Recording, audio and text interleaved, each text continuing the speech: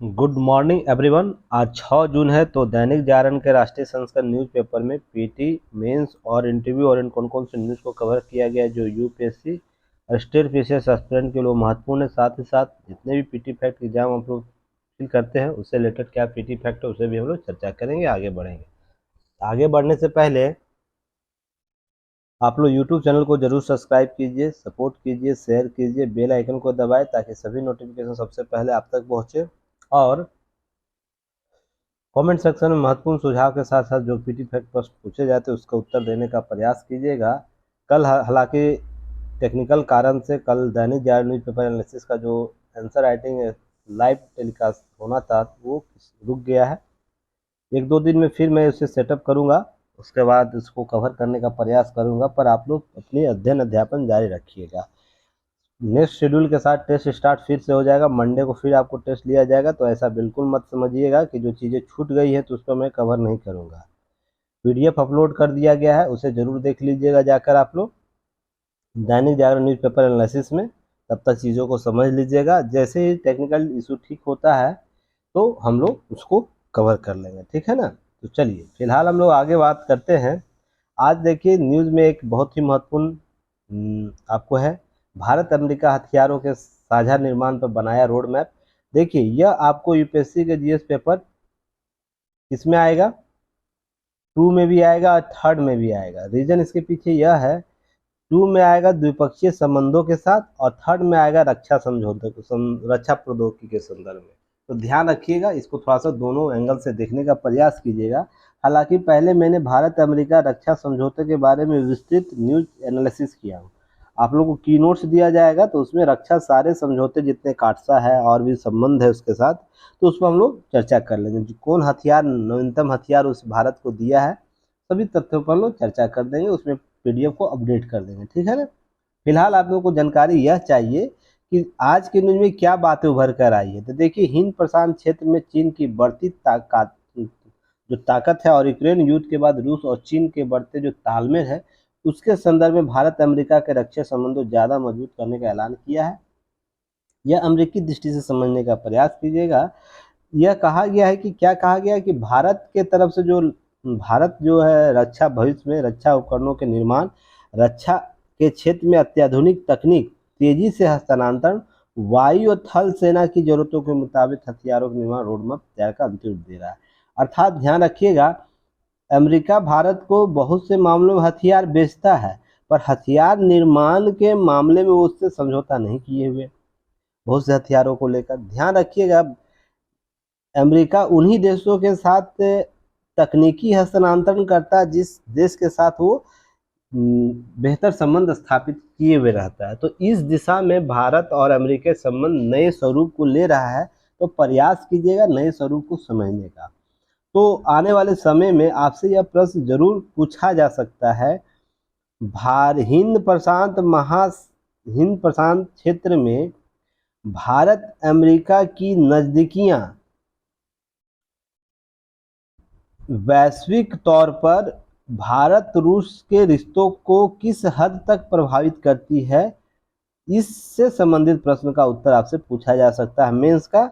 तो आप लोग मेंस आंसर राइटिंग के इस क्वेश्चन का आंसर आप दैनिक जागरण न्यूज़पेपर एनालिसिस के ग्रुप में शेयर कर दीजिएगा। युक्ति आईएएस के ऐप पर बना रहता है, आप उस ग्रुप में शेयर कर दीजिएगा। प्रश्न फिर से देख लीजिएगा, पॉज करके थोड़ा सा सुन लीजिएगा, उसको उस उत्तर देने का प्रयास कीजिएगा। तो ध्यान रखिएगा, यहाँ पर बहुत सी बातें की गई है और साफ शब्दों में यह बात की गई है अमेरिकी कॉन्फ्रेंस रक्षा मंत्री के द्वारा कि भारत के साथ रिश्ता बहुत अहम है। हम उन्हीं देशों के साथ अपनी रक्षा तकनीक साझा करते हैं जिस पर हमें पूरा भरोसा हो। तो यह भी देख रहे हैं कि भारत के साथ रक्षा सहयोग के बढ़ाने की अमेरिका की इच्छा लगातार बढ़ रही है। तो क्यों बढ़ रही है इसको भी समझने का प्रयास कीजिएगा। आने वाले समय में भारत अमेरिकी रिश्ते के नए स्वरूप उभर कर सामने आएंगे, जहां पर हम केवल उपभोक्ता नहीं रहकर उसके साथ साझा तकनीकी हस्तांतरण बनेंगे। साथ ही साथ बहुत से विदेश नीति जिसमें आपको क्वाड का कॉन्सेप्ट भी आता है, हिंद प्रशांत का क्षेत्र भी आता है, तथा यूएन में भारत की भूमिका के संदर्भ में बातें आएंगी। संयुक्त राष्ट्र में जलवायु परिवर्तन संबंधित मुद्दे पर भारत और अमेरिका के रिश्ते आपको सामने आएंगे। उसके साथ ही साथ आपको WTO में, विश्व व्यापार संगठन में भारतीय जो मुद्दे हैं जो विकासशील राष्ट्रों को प्रतिनिधित्व करते हैं, जबकि अमेरिकी जो मुद्दे हैं वो विकसित राष्ट्रों को प्रतिनिधित्व करते हैं। तो इसके बीच कैसे चेक एंड बैलेंस थ्योरी अपनाया जाएगा, संतुलन कैसे स्थापित किया जाएगा, सारे मुद्दे रेखांकित होंगे। तो देखिए समय के साथ जैसे जैसे मुद्दे आएंगे हम लोग उस पर बात करते चलेंगे। फिलहाल आपको इतने मुद्दे को ध्यान में रखना है, ठीक है। रूस के साथ जो भारतीय संदर्भ में जो रिश्ते हैं उसके नए स्वरूप भी देखने को मिल सकते हैं, जहां पर हम अमेरिकी हितों के संदर्भ में क्या काम करने लगे, क्या हमारा अंतिम और विकल्प देख बनकर उभर रहा है, या हम उन मुद्दों पर भी रहेंगे टिके हुए जो भारतीय और रूस के संदर्भ में हमारे रिश्ते पुराने हैं। तो इसको भी रेखांकित करते हुए प्रश्न पूछे जा सकते हैं। तो थोड़ा सा एक्टिव मोड में काम करना, आप लोग को समझने का प्रयास करना। चलिए आगे हम लोग बढ़ते हैं। हाँ, कल का प्रश्न कैसा था आप लोगों को जरूर रिव्यू दीजिएगा कमेंट सेक्शन में, और जो प्रयास किया जा रहा है दैनिक जागरण न्यूज़पेपर एनालिसिस का वो आप लोगों को कैसा लग रहा है। अब वीक में आप जो न्यूज़ पढ़ते हैं उस वीक का आंसर राइटिंग कीजिएगा तो इससे ज़्यादा आउटपुट आएगा। हालांकि पहले 15 दिन का रखा गया था समय व्यवस्था के कारण, पर जैसे आप लोग सपोर्ट किए हैं उसी आधार पर इसे हम लोग करेंगे। तो कैसा लग रहा है कमेंट सेक्शन में ज़रूर बताइएगा, और लोग भी इससे थोड़ा मोटिवेट हो, क्योंकि देखिए अंतिम सफलता तभी प्राप्त होगी जब लेखन क्षमता आप लोगों का डेवलप होगा। आप लोग पीटी जानते हैं, मान लीजिए बीपीएससी में 150 पूछ रहा है और यूपीएससी में आपको 100 नंबर पूछ रहा है। 150 में आप 130 और 135 140 क्यों नहीं लिया है, और इधर यूपीएससी में आप 100 में 80 85 नंबर क्यों नहीं लिया है। फिर भी आपका सिलेक्शन पीटी में हो जाने से मात्र से ये गारंटी थोड़ी है कि आपका फाइनल लिस्ट में नाम आ जाएगा। इसका कोई मतलब नहीं रहता। इसका मतलब यही होता है कि जो योग्य है ना, योग्य अभ्यर्थियों का चयन कर लेना, जो अयोग्य को छटनी कर देना। इसका पीटी का अर्थ यही होता है। आपकी वास्तविक प्रामाणिकता, आपके बौद्धिक क्षमता का आकलन मेंस आंसर राइटिंग से ही होगा। ध्यान रखिएगा, मेंस में जितने अधिक नंबर लेकर आइएगा उतना ही पुख्ता करिएगा अपने सीट को, ठीक ना। उसमें तड़का का काम करता है इंटरव्यू, और उसमें आपको अच्छे नंबर आ गए तो दाल का तड़का जितना अच्छा बनता है ना उतना दाल का स्वाद बढ़ जाता है। सिंपल सा यही समझने का प्रयास कीजिएगा। इंटरव्यू मात्र इतना ही योगदान देता है। तो सारा दारोमदार आपके मेंस पर ही टिका हुआ है। जिस व्यक्ति विशेष के द्वारा मेंस पर काम किया जाएगा सिलेक्शन होने का अधिक चांसेस उन्हीं का बना रहेगा, ठीक ना। तो तड़का का काम इंटरव्यू करेगा, पर आपको ध्यान रखना मेंस में अधिक नंबर लाने के लिए आपको लिखना पड़ेगा, खुद को रगड़ना पड़ेगा। तो जो लोग डर रहे हैं कि नहीं मेंस कैसे लिखूंगा, क्वेश्चन कंफ्यूजन अभी भी सोच रहे हैं, इससे बेहतर मौका नहीं मिलने वाला है। क्योंकि जिस तरीके से हम लोग का प्रयास किया जा रहा है हम लोग के द्वारा, आप पूरे यूट्यूब पर ढूंढ लीजिएगा, बहुत से कोचिंग संस्थान भी काम कराते होंगे, करते होंगे। जिस फॉर्मेट को हम लोग लेकर चल रहे हैं शायद ही कोई इसे फॉलो करता होगा, और जितना मैं आप लोग से 2 वे कम्युनिकेशन स्थापित किया हूँ शायद ही कोई करता होगा। इसका लाभ लीजिए, ठीक ना। और लाभ आपको 1 साल तक लेना है, और इसमें आपको सिलेक्शन ले लेना है, ठीक ना। ज़्यादा दिनों तक इसे खींचना नहीं है। पूरा हिम्मत और ईमानदारी के साथ 365 दिन काम कीजिए, आपका सिलेक्शन होगा। चलिए एक केस स्टडी और आ गया। अब मैं केस स्टडी क्यों बार बार आप लोगों को कराता हूँ, इसके पीछे का मूल कारण यह है ना कि आपके कॉन्सेप्ट डेवलप हो जाएं किसी भी मुद्दे पर। देखिए या यूपीएससी के पेपर 4 में भी आपको पूछा जा सकता है, 2 में भी पूछा जा सकता है। बीपीएससी की बात की जाए पेपर आपको 2 में पूछा जाएगा, ठीक ना। तो इसे केस स्टडी के तौर पर आप कहीं भी पुट कर सकते हैं जहां शासन प्रशासन की बात हो रही है, न्यायपालिका की बात हो रही है और व्यक्ति विशेष के संदर्भ में बातें की जाती हैं। तो चलिए इसको देखेंगे हम लोग। अवैध राय हत्याकांड में 32 साल बाद मुख्तार अंसारी को उम्र कैद हुई। मामला आपके लिए यह ज्यादा चर्चा का नहीं है कि किस व्यक्ति को कितने वर्ष तक की सजा दी गई है, किस मामले में सजा दी गई, यह भी आपके लिए यूपीएससी एस्पिरेंट और पीसीएस एस्पिरेंट के लिए महत्वपूर्ण है। महत्वपूर्ण यह है कि बस 32 साल लग गए शासन प्रशासन को यह तय करने में कि जो अमुक व्यक्ति है किसी अमुक व्यक्ति की हत्या किया है, तो इसे और सजा देनी चाहिए। और यह कहाँ हो रहा है अभी विशेष न्यायालय में भी हो रहा, 32 साल केवल विशेष न्यायालय को लग गए। तो किस लिए विशेष न्यायालय भाई? विशेष न्यायालय का गठन इसलिए किया था तत्कालिक रूप से त्वरित आपको न्याय दिया जा सके। उस विशेष न्यायालय को 32 वर्ष लग गए। तो समझने में यह है कि हमें खामियां कहाँ हैं। अब इसके बाद यह विशेष न्यायालय के एवज में यह हाई कोर्ट जाएंगे, हाई कोर्ट के बाद अगर फैसले सही नहीं है तो सुप्रीम कोर्ट जाएंगे। तो और अराउंड रख लीजिए 10-12 साल और जोड़ लीजिए इसमें, तो कम से कम 50 साल तो हो ही जाएंगे ना, अगर इस स्थिति से भी लोग चलेगा। तो यहाँ पर ध्यान रखने की जरूरत है कि शासन प्रशासन की बातें केवल किताबों में लिख देने से और मंचों पर बोल देने मात्र से यह स्पष्ट नहीं हो जाता कि हम शासन को बेहतर करने वाले हैं। माननीय न्यायालय को यह सोचनी चाहिए कि 32 साल का आंकड़े अगर आपके सामने आ रहे हैं, जिसमें किसी व्यक्ति को विशेष न्यायालय द्वारा उम्र कैद की सजा दी जा रही है, तो आप में स्वयं मंथन करने की जो समय आया गया है कि हम किस न्यायिक व्यवस्था को कायम कर रहे हैं। यह मामला कितने भी हार्डली हो तो आप एक समय सीमा सर्टेन तय कीजिए कि उसमें निर्धारित करके समाप्त करना है। तो जो पुराने मामले का केस स्टडी आपको दैनिक जागरण पिछले 3 बार केस स्टडी दिया है, उसे अच्छे से देखिएगा, सारे डाटा का इनपुट को आप लोग लिखिएगा और ये सब केस स्टडी को उसमें ऐड कर दीजिएगा। कभी भी न्याय मामले में पूछे तो बिहार का मामला था जहाँ पर, वहाँ भी 38 वर्ष का समय लग गया। इनका दे सकते हैं, अवैध राय का हत्याकांड मामला का भी आप लोग दे सकते हैं। सोचिएगा इन सब चीज़ों को लेकर।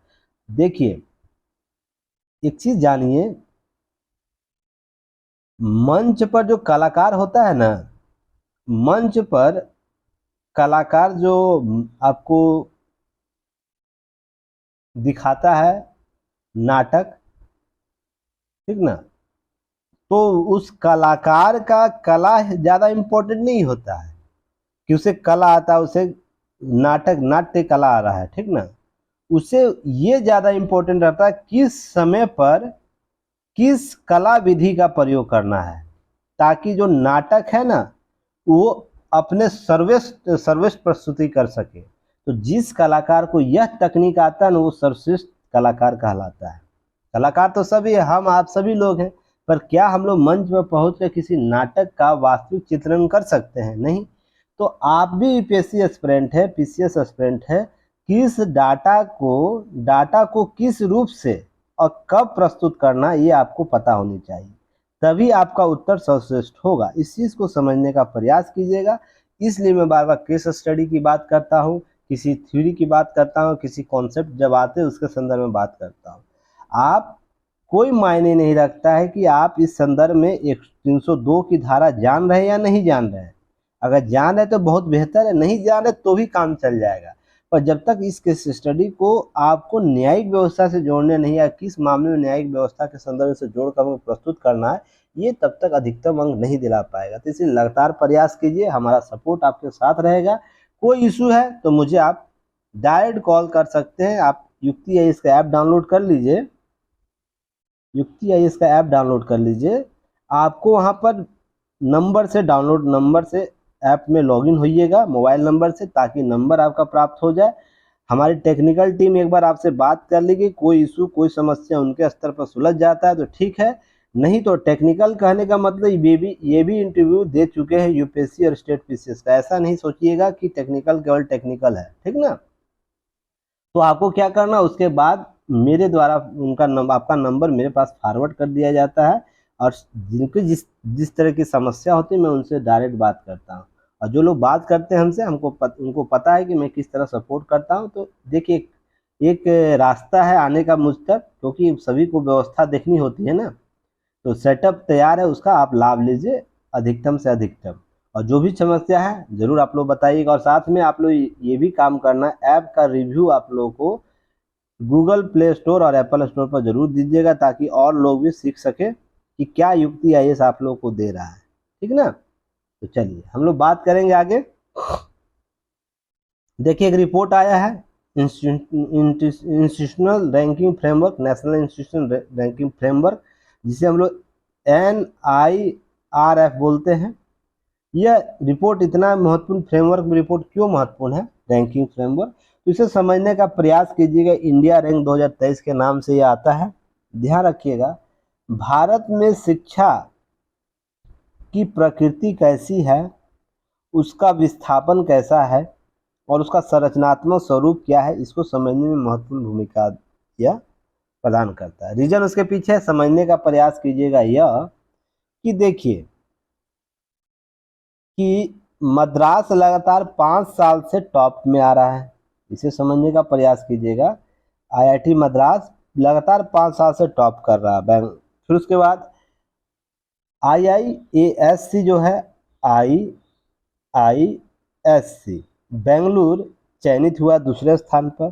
तीसरे स्थान पर IIT दिल्ली है, चौथे स्थान पर IIT बम्बई है, पांचवें स्थान पर IIT कानपुर है। अब बात जब की जा रही है नेशनल इंस्टीट्यूशन रैंकिंग फ्रेमवर्क, तो जितने भी इंडिया में इंस्टीट्यूशनल है शिक्षा से संबंधित वो सारे की बात हो रही है। तो ध्यान रखिएगा, टॉप 10 की बात तो करिए, किसी एक या दो संस्था ऐसा नहीं है जो टॉप 10 में आए जहां पर आपको सोशल सब्जेक्ट के पढ़ाई कराई जा रही है, सब टेक्निकल वाले आ रहे हैं। तो क्या देश में ऐसी प्रवृत्ति बन चुकी है कि टेक्नो ट्रैक का ही बोलबाला रहेगा? तो सोशल सब्जेक्ट वाले क्या करेंगे? ऐसा कोई कॉलेज यूनिवर्सिटी आपको नजर आ रहा है इस रैंक में जो आपको एक बस आए आपको ये दिल जेएनयू को छोड़ दिया जाए, तो इसके अलावा कोई और आपको नजर आ रहा है? तो यह बहुत से स्थिति को स्पष्ट कर रहा है कि भारत की शिक्षा व्यवस्था किस और मुड़ चुकी है। तो इस पर सरकार को कार्य करने की जरूरत है।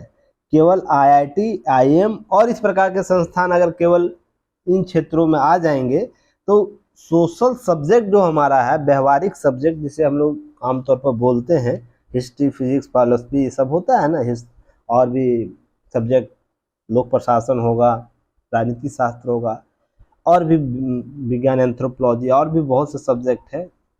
तो उनका अस्तित्व क्या रहेगा?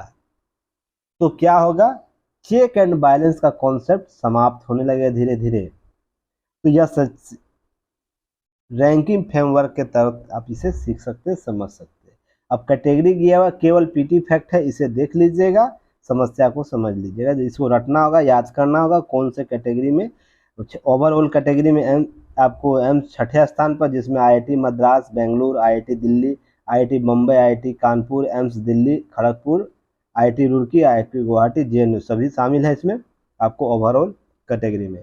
विश्वविद्यालय कैटेगरी में JNU दूसरे स्थान पर, जामिया तीसरे स्थान पर। ध्यान रखिएगा, अब यहाँ मैं ओवरऑल कैटेगरी की बात कर रहा हूँ, इन सब कैटेगरी की बात नहीं है, इसमें तो आएंगे ही आएंगे ना, कॉलेज कैटेगरी में, इंजीनियरिंग कैटेगरी में तो होंगे, अलग छोड़िए उनका। ओवरऑल कैटेगरी में आने की बात हो रही है कि इन सब्जेक्ट विश्वविद्यालयों को आने की जरूरत है, तभी तो प्रमुखता से लोग समझ पाएंगे। टॉप ओवरऑल की बात की जाती है, स्पेशलाइजेशन की बात नहीं की जा रही है। आप तो उसमें टॉप कर ही जाइएगा ना, बेस्ट होंगे तो। अगर इसमें प्रथम, द्वितीय, तृतीय, टॉप 10 में आपका नाम आता है, इसका मतलब आपके पास संरचनात्मक व्यवस्था सही है, प्रशासन सही है और शिक्षण शैली बेहतर है। तो इसे समझने का प्रयास कीजिएगा। आगे हम लोग बात करेंगे, चलिए नेक्स्ट हम लोग बात करेंगे, 1 सेकेंड। देखिए पर्यावरण, भारत पर्यावरण के साथ न्याय की मांग करता रहेगा। मैं कुछ दिन पहले आप लोगों से कुछ चर्चा किया था, याद है? जो पुराने स्टूडेंट है कमेंट किया कीजिए आप लोग, कुछ पूछा जाता है, कुछ बताया जाता है, मेहनत किया जा रहा है एक तरफ से, तो दूसरी तरफ से भी चाहिए पुराने नए स्टूडेंट को, अगर उन लोगों ने सुना है तो कमेंट में ज़रूर कीजिए ताकि और लोग इस चीज़ को समझ सकें। देखिए, सबका साथ सबका विकास कॉन्सेप्ट लेकर चलिए तो ही सफल हो पाइएगा। अब केवल ये सोचते हैं कि चलिए हम एनालिसिस तो देख ले रहे हैं, सर करा दे रहे हैं, तो चलो हम इसी से खाना पूर्ति कर लेते हैं। ऐसा बिल्कुल नहीं होता है मेरे माय डियर स्टूडेंट। केवल कम से कम इतना तो सपोर्ट कर ही सकते हैं ना आप लोग, क्या कि नहीं कर सकते हैं? कि जो चीज़ें पढ़ाई जा रही है वो दोबारा पूछी जाती है तो उसके बारे में यस नो, हाँ मैंने पढ़ा है या किया है या नहीं किया है, ये तो लिखा ही जा सकता है ना। तो थोड़ा सा ये चीज़ बताइएगा आप लोग कि मैं क्या इस संदर्भ में आप लोग से बात कभी किया था कि आने वाले समय में भारत केंद्र बिंदु बनने वाला है, जहां पर यह अपने राष्ट्रीय मुद्दों के साथ अंतर्राष्ट्रीय मुद्दों में इसकी बात सुनी जाएगी, रखी जाएगी। तो जहां पर विभिन्न मंचों के द्वारा इस मत को सुना जाएगा, भारतीय मत को सुना जाएगा, समझा जाएगा, उस पर विचार किया जाएगा। ऐसा मैंने बात कभी कहा था? कितने लोगों ने मेरी इस बात को सुने थे उस क्लास में? जरूर कमेंट में करिएगा, लिखिएगा, ठीक है ना। तो देखिए, भारत ने पर्यावरण कल दिवस मनाया गया, तो इस पर न्यूज एनालिसिस भी आप लोग किया गया है। तो पर्यावरण दिवस पर भारतीय प्रधानमंत्री या भारत के पीएम के द्वारा क्या बातें की गई है? पहली बार आप देखिएगा, स्पष्ट तौर पर विकसित देशों ने गलत नीतियों का खामियाजा उठा रही है दुनिया। हालांकि बहुत मंचों पर ऐसी बातें की गई है दबी दबी आवाज में, पर पर्यावरण का जब मुद्दा आता है तो भारत प्रमुखता से अपनी बात रखने का प्रयास करता है। अब वो तल्ख टिप्पणी भी देखने को मिलती है। हालांकि यूएन में भी बहुत से मामलों में तल्ख टिप्पणी रहती है, पर स्पष्ट तौर पर कूटनीतिक तौर पर हम लोग बचते हैं। पर पर्यावरण के मुद्दे पर भारत हमेशा इस तरीके से मुखर होकर बात करता है, जहां पर यह बातें की जाती है कि विकसित राष्ट्रों की गलतियां पूरे विश्व को एक दिन खामियाजा उसके भुगतने के लिए तैयार करवा रही है। और उसमें आपको लगातार जलवायु परिवर्तन के मुद्दे देखने को मिल रहे होंगे। तो गलतियां खामियाजा उठा रहे हैं विकासशील और अल्पविकसित देश, कुछ विकसित देशों की गलतियां, नीतियों खामियाजा उठा रहे हैं। भारत ऐसे विकसित देशों के समक्ष पर्यावरण संबंधी उनकी गलत नीतियों को उठाता रहेगा, उनके पर्यावरण के साथ न्याय करने की मांग करता रहेगा। पहले भी ऐसा नहीं कि पहले भारत बात नहीं करता था, बात करता था, पर कूटनीतिक तौर पर बात करता था, कूटनीतिक स्तरों पर ध्यान में रखते हुए कि हमारे रिश्ते कैसे रहेंगे, हम विश्व में अन्य मंचों का प्रयोग किस रूप से कर सकते हैं, इत्यादि इत्यादि। पर अब देखने को मिला है पीएम से लेकर जो भी मंत्री संतरी कोई भी गया हो ना किसी मंच पर, तो अपनी बातों को प्रमुखता से रख रहा है और तल्ख टिप्पणी के साथ रख रहा है, ताकि राष्ट्र इस चीज को समझ सके भारत एक्चुअल क्या हो गया है। इन संदर्भों में आपको मुद्दों को लेकर ज्यादा एक्टिवनेस आ चुका है। तो ध्यान रखिएगा, गंभीरता पूर्वक विचार करना चाहिए। विकसित राष्ट्रों के विकास के मॉडल लंबे समय विरोधाभासी होते हैं। हर देशों को खुद विकास प्राथमिकता दी, पर्यावरण को ही रहे नुकसान और भविष्य के दुरुपयोग आशंका भुलाए रखा है। बहुत सी बातें की जा रही है, शुरू से ही दशकों तक विकसित देश इस आचरण का व्यवहार करते बिगड़ती चली गई स्थितियां। भारत सवाल उठा रहा है कि पर्यावरण के साथ न्याय को मांग कर रहा है, अर्थात पर्यावरण के साथ हम लोग न्याय करें, ऐसी बातें की जा रही है। तो यहाँ पर भारत का पौराणिक इतिहास भी बताता है कि हम लोग प्राकृतिक पूजक रहे। हमारे हर रीति रिवाज में सनातन धर्म हमेशा रीति रिवाज यह बोलता है कि हम पेड़, जमीन, सभी चीजों का सम्मान करते हैं, उसका प्रकृति में उसके स्थान को हम लोग महत्ता से सहयोग देते हैं। तो ध्यान रखिए, इन सभी मुद्दों को थोड़ा समझने की जरूरत है, समझाने की जरूरत है, ताकि हम लोग इसका आउटपुट ले सके। क्लियर हो गया? तो चलिए आगे हम लोग बात करेंगे इसी में। ब्राजील के जुड़े एम्बियर भ्रष्टाचार मामले सीबीआई दाखिल करेगी चार्जशीट। तो यहाँ पर मामला आया है, देखिएगा, ब्राजील का एक कंपनी था एम्बियर के साथ वर्ष 2008 में रक्षा अनुसंधान विकास कार्यक्रम DRDO हवाई रडार स्थापित करने के लिए 3 विमानों का सौदा किया था, जिसमें सीबीआई ने आरोप लगाया, क्या लगाया है, DRDO के अधिकारियों को प्रभावित करके उसके मन मुताबिक समझौता के लिए ब्राजील की कंपनी सिंगापुर स्थित इंटरडेव के माध्यम से, अर्थात जो दलाल होते हैं उनके माध्यम से, बिचौलियों के माध्यम विपिन खन्ना 57.6 लाख अमेरिकी डॉलर का रिश्वत दिया था। सोच लीजिए कितना करोड़ में आ गया। सीबीआई ने इस मुद्दे पर भ्रष्टाचार एम्बियर और इंटरडेव PTI लिमिटेड के खिलाफ क्या हुआ, मामला दर्ज किया है और इस पर जांच चल रही है। ध्यान रखिएगा, इसकी शुरुआत 2016 में जांच शुरू हुई थी और वर्तमान में ये सिर्फ चीजें अपडेट हुई है। तो भ्रष्टाचार की स्तर तक हमारे देश में है, पूर्व में भी, और ऐसा नहीं कि भ्रष्टाचार की चीजें अभी भी समाप्त हो गई। हाँ, इतने व्यापक स्तर पर नहीं दिख रहा, पर है हमारे सिस्टम में भ्रष्टाचार है। तो ध्यान रखिएगा, इस सब चीजों को हम कैसे बेहतर तरीके से निष्पादित कर सकते हैं, इससे संबंधित प्रश्न आपको जब पूछे तो ये सब केस स्टडी के तौर पर आप इसे यूज कर सकते हैं कि प्रशासन कैसा है। चलिए ठीक है, नेक्स्ट हम लोग नीचे बात करेंगे। देखिए एक स्टडी और है कि शासन प्रशासन का अगर उच्च पदस्थ व्यक्ति क्या करेगा, किसी ग्राउंड जीरो पर जाकर 50 घंटे तक रहेगा तो शासन प्रशासन बेहतर कार्य कर सकता है। पहली बार भारतीय इतिहास में देखने को मिल रहा है प्रशासन के स्तर पर रेल मंत्री दुर्घटना स्थल पर 50 घंटे से टिके हुए हैं। पहली दफा ऐसी घटना हुई है। तो यह बहुत ही प्रशासनिक स्तर पर एक केस स्टडी लेकर आएगा।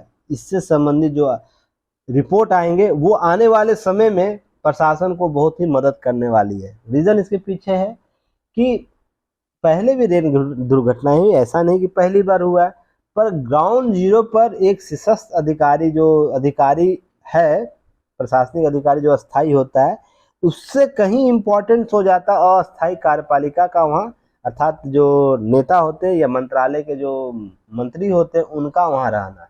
उनके रहने मात्र से मान लीजिए प्रशासन का काम कर रहा है 10%, ठीक ना, अस्थाई कार्यपालिका या मंत्री के रहने मात्र से क्या होता है, इसकी दर 50% से बढ़ जाती। क्योंकि जब शासन का सबसे प्रमुख व्यक्ति ही आपके सामने है तो आपकी जवाबदेहिता का स्तर ऐसे ही बढ़ जाता है। तो यहाँ पर आपको केस स्टडी, आपको आने वाले समय में इसके जो भी आएंगे रिसर्च होगा कि इस प्रकार से प्रशासन को बेहतर बनाने का एक बेहतर विकल्प दे सकता है। तो थोड़ा सा इस पर आप लोगों को थोड़ा चिंतन करने की जरूरत है। इसका थोड़ा सा क्या करना है, कवर करना है, ठीक है।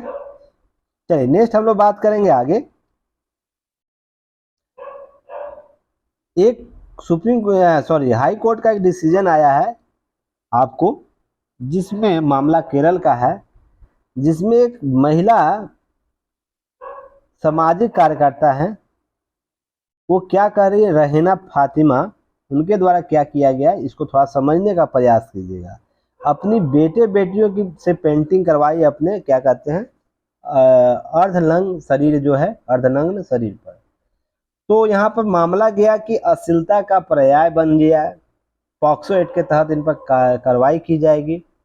तो न्यायालय ने बहुत ही संजीदगी से कुछ चीजों को कवर किया है। ध्यान रखिएगा, क्या नग्न स्वरूप क्या है, स्वरूप क्या है, जब तक हम उसमें क्या नहीं जोड़ते, अश्लीलता नहीं जोड़ते हैं, तो क्या वो अर्धनग्न की स्थिति पवित्र होती या नहीं होती, पहले ये समझिएगा। इसको समझने का प्रयास 2-3 तरीके से कीजिएगा। जब माँ किसी बच्चे को फीडिंग कराती है, दूध का फीडिंग कराती है, दूध पिलाती है, तो सामने बैठा कोई भी व्यक्ति विशेष, उसके मन में कभी भी इस प्रकार के विचार आएंगे नहीं आएंगे, क्योंकि वो रिश्ता पवित्र है, ठीक है। दूसरी, मान लीजिए अर्धनग्न स्थिति में किसी महिला की मृत्यु हो जा रही है, तो पूरा समाज उसके पास है, मृत शरीर के पास, तो कभी भी अर्धनग्न शरीर को देखकर कभी भी उस समाज में नकारात्मक भाव आएगा, नहीं आता है। हालांकि से ध्यान रखने वाले ऐसे क्रूर लोग, विकृत लोग भी हैं जो इन सब स्थितियों में भी देखने को मिलते हैं, पर हम अमूमन समाज को लेकर चलते जिसमें अच्छे लोग हैं, जिसमें अच्छे लोगों की कल्पना की बात की जाती है, ठीक है ना। वहां समझने की बात है कि क्या वैसे स्थिति में अर्धनग्न का अर्थ कुछ और नहीं हो जाता। तो हम एक कैसे निर्धारित करेंगे कि अर्धनग्न एक अश्लीलता है, समझ गया बात को मैं क्या कहना चाह रहा हूं। तो इस संदर्भ में केरल मामला का जो केस स्टडी आएगा आप लोग के लिए बहुत इंपॉर्टेंट हो जाएगा। अब किसी को केवल आप अर्धनग्न के स्वरूप को देखते हुए केवल कपड़े अपने शरीर पर नहीं पहने हुए हैं, इस आधार पर उसे अश्लीलता नहीं कह सकते। उसकी प्रकृति क्या है, उसका मंशा क्या है, यह इंपॉर्टेंट हो जाता है आने वाले दिनों में। तो आप देखते होंगे कि वेस्टर्न कल्चरों में क्या है, महिला बिकनी पहन के, ब्रा पहन के, आपको क्या है, आपको समुद्री तट पर क्या कहते हैं उसको, धूप का वास लेती है, अर्थात उसको क्या बोला जाता है, कभी कभी दिमाग से स्लिप हो जाता है कुछ कॉन्सेप्ट, लाइट बाथ लेती है, लाइट बाथ लेती है। तो क्या वो महिला अगर लेटी हुई है तो अश्लीलता फैलाती है। तो हम जब मॉडर्नाइजेशन के युग में जा रहे हैं तो इस कॉन्सेप्ट को भी समझना पड़ेगा। हमारे इंडिया में भी आने वाले समय में ऐसी होंगी घटनाएं, गोवा में होती हैं, ऐसा कि नहीं हो रही है, गोवा में भी ऐसे लोग बिकनी पहन के, ब्रा पहन के धूप में समुद्री तट पर धूप खाते हैं। विटामिन डी खाते हैं।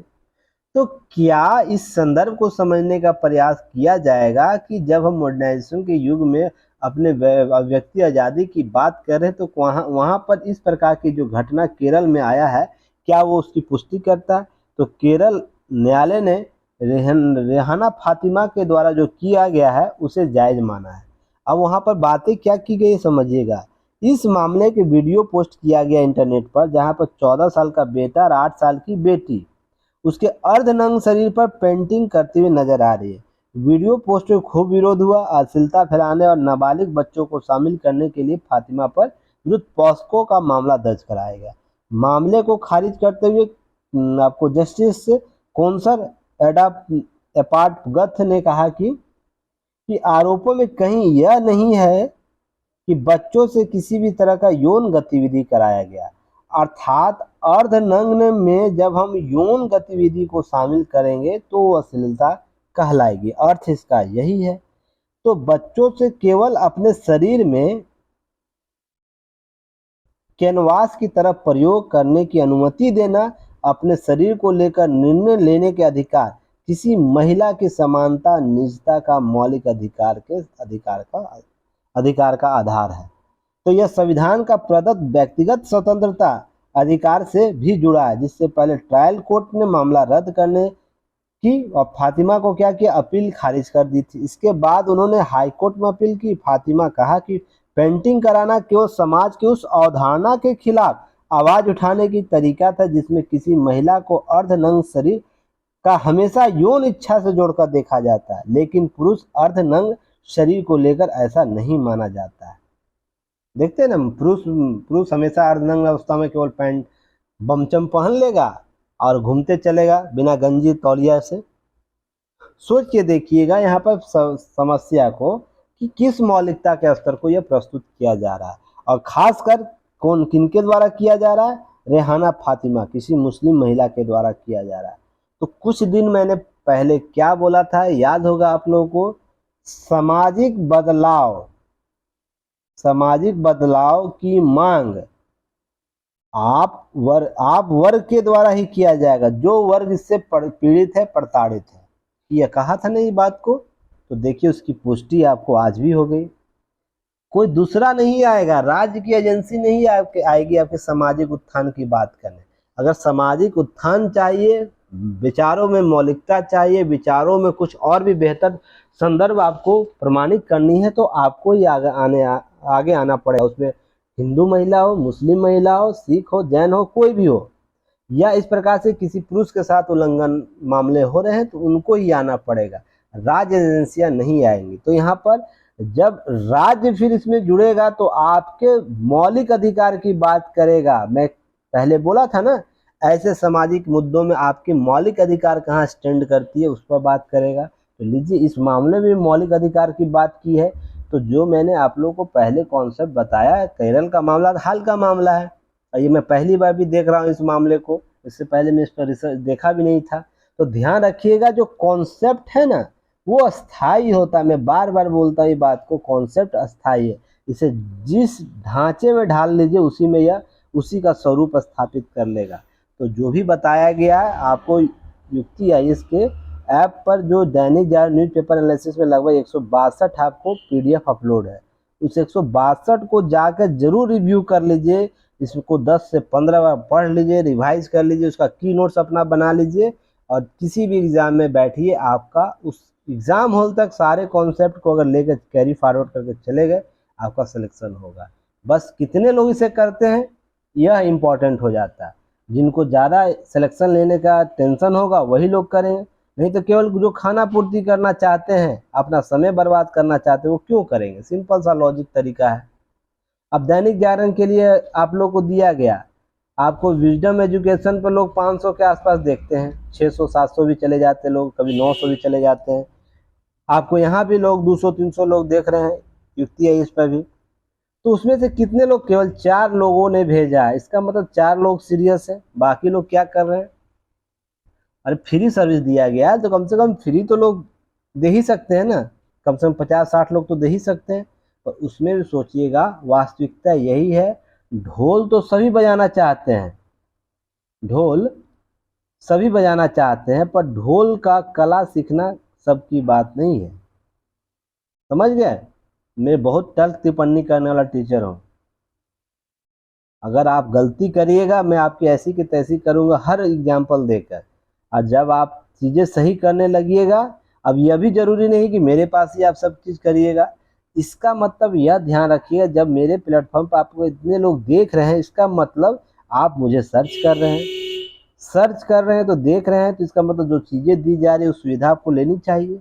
और ऐसा भी नहीं कि अभी जब जो अभी दैनिक जागरण न्यूज़पेपर एनालिसिस का भी जो किया जा रहा है, वो अभी पेड ग्रुप वाले ही केवल लेकर सारे चीज़ों पर भी ओपन किया जा रहा है। कुछ दिनों में यह केवल दैनिक जागरण युक्ति है, इसके ऐप पर ही चलाया जाएगा, पेड ग्रुप को ही। तो जितने दिनों तक लाभ दिया जा रहा है, आप लाभ तो ले ही सकते, लिख सकते। तो यहाँ होता क्या है कि जानकारी सबको चाहिए, न्यूज़ सबको चाहिए, ठीक ना, PDF सबको चाहिए, पर जब वो आंसर राइटिंग लिखने की आएगी समय ना, उस समय उनके हाथ पैर कांपने लगते हैं, और वो चाहते हैं कि मेरा UPSC में सिलेक्शन हो जाए, PCS में सिलेक्शन हो जाए।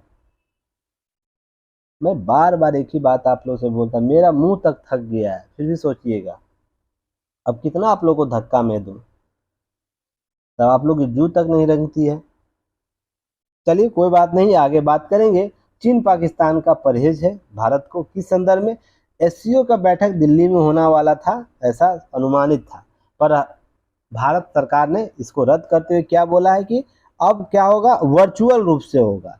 तो इसके बहुत से मायने निकाले जा रहे हैं। क्या पाकिस्तान और चीन के डेलीगेशन से भारत नहीं मिलना चाहता है, या अन्य भी कई कारण है? इसके संदर्भ में बातें की जा रही है।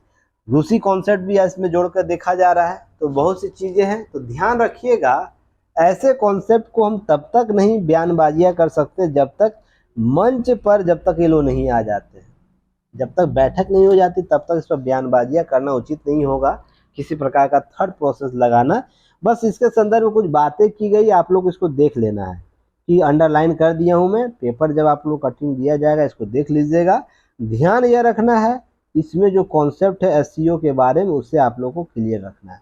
जैसे भारत इसमें कब शामिल हुआ था? भारत पाकिस्तान 2017 में शामिल हुआ था। चीन के अपने हितों को देखते हुए रूस, कजाकिस्तान, किर्गिस्तान, तुर्कमेनिस्तान और उज्बेकिस्तान को इसमें शामिल किया गया। और SCO जो संघाई सहयोग संगठन है, वर्तमान में एक महत्वपूर्ण संगठन है। ध्यान रखिएगा कैसे, अब मैप बना देता तो आप समझ जाइएगा। कई जगह, यहाँ जगह है, चलिए देखिए, इंडिया का मैप है, चाइना ऐसे है, रसिया ऐसे है, ठीक ना, तुर्कमेनिस्तान है, अफगानिस्तान ऐसे है, ठीक है ना। ये जो क्षेत्र है पूरा SCO कहलाता है, SCO। तो यह मध्य एशिया, पूर्वी एशिया को शामिल करने वाला बहुत ही महत्वपूर्ण संगठन माना जाता है। ध्यान रखें, पूर्वी एशिया मतलब चीन के संदर्भ में समझिएगा, रूस के संदर्भ में। दक्षिण पूर्व एशिया नीचे नहीं आ जाता है, चीन का बॉर्डर तक पूर्वी एशिया, जापान को पूर्वी एशिया के रूप में जाना जाता है। ये महत्वपूर्ण संगठन हो जाता है। साथ ही साथ जो सिल्क रोड पुराना, उसमें इन देशों का योगदान है, यह भी इस मामले से ज़्यादा इम्पोर्टेंट हो जाता, तो थोड़ा सा इसे ध्यान रखिएगा। चलिए, आज का न्यूज एनालिसिस इतना ही, नीचे कुछ नहीं विशेष है, ध्यान रखिएगा। कुछ विशेष और चर्चा नहीं है, जो एग्जाम PT फैक्ट महत्वपूर्ण होगा मैं चर्चा कर दूंगा। बाकी चीज़ें ऐसे ही थोड़ा सा न्यूज एनालिसिस दिया गया है, इससे आप लोग देख सकते हैं, कुछ विशेष नहीं है। मेरे द्वारा जो करना था, जिस पर मैं कर दिया हूँ सारे पर, तो आप लोग को क्या करना है, युक्ति इसका ऐप डाउनलोड कर लेना है, उस पर जाकर सारी फैसिलिटी आप लोग लाभ लीजिए, और साथ ही साथ विजडम एजुकेशन को भी सपोर्ट कीजिए, लाइक शेयर सब्सक्राइब कीजिए, ताकि हम लोग और भी इम्प्रूव होकर सामने आ सके। धन्यवाद, जय हिंद।